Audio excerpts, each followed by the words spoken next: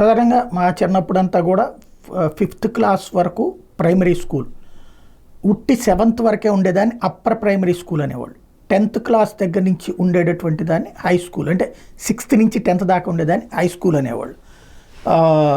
అట్లా అంతవరకు ఉండేది. సిబిఎస్ఈ వీటిలోనేమో +2 అంటారు, అంటే ఇంటర్మీడియట్ని కూడా దాంట్లో +2 కింద ఉంటా ఉండేవి.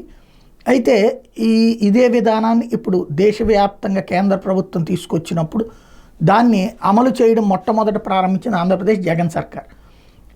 మోడీ చెప్పినవన్నీ చేసేటటువంటి తొలి వ్యక్తిగా రీసర్వే కానీ, తర్వాతన జల్ జీవన్కి సంబంధించి నీళ్లు కావచ్చు, ఇట్లాంటివన్నీ మోడీ చెప్పినవన్నీ కరెక్ట్గా చేసేటటువంటి వ్యక్తిగా, అది బీజేపీ ముఖ్యమంత్రి అన్నట్టు ఫీల్ అవ్వమన్నటువంటి తరహాలో చేసుకొచ్చారు. కానీ తనైతే ఓటమి పాలయ్యారు. కాకపోతే అందులో భాగంగా ఎడ్యుకేషన్కి సంబంధించి ఈ సిస్టమ్ తీసుకొచ్చారు. అదే తనకి శాపమైంది.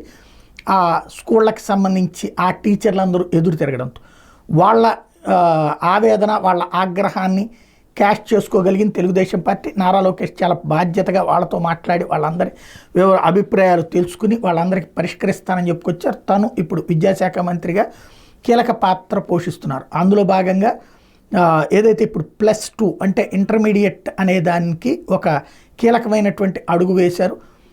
సపరేట్గా అంటే దాన్ని ఒక కాలేజీలాగా నిర్వహించాలి. ఇప్పుడు ఇదివరకు ఏంటంటే +2 అని పెట్టి జగన్ చేసిన తప్పు ఏంటంటే అందులో ఈ 10th క్లాస్ టీచర్ల చేతనే వాళ్ళకు కూడా చెప్పించారు. దాంతో పర్సంటేజ్ ఆఫ్ పాస్ చాలా దారుణం. ఈవెన్ జాయినింగ్లు కూడా చాలామంది బయటికి వెళ్ళిపోయినటువంటి పరిస్థితి.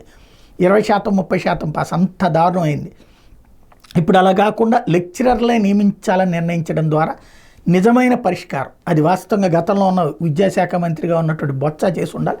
ఆయన చేత కాలేదు, జగన్ సర్కార్ సీరియస్గా తీసుకోలేదు. లోకేష్ దాన్ని సరిచేసి ఇప్పుడు దారిని పెడుతున్నారు.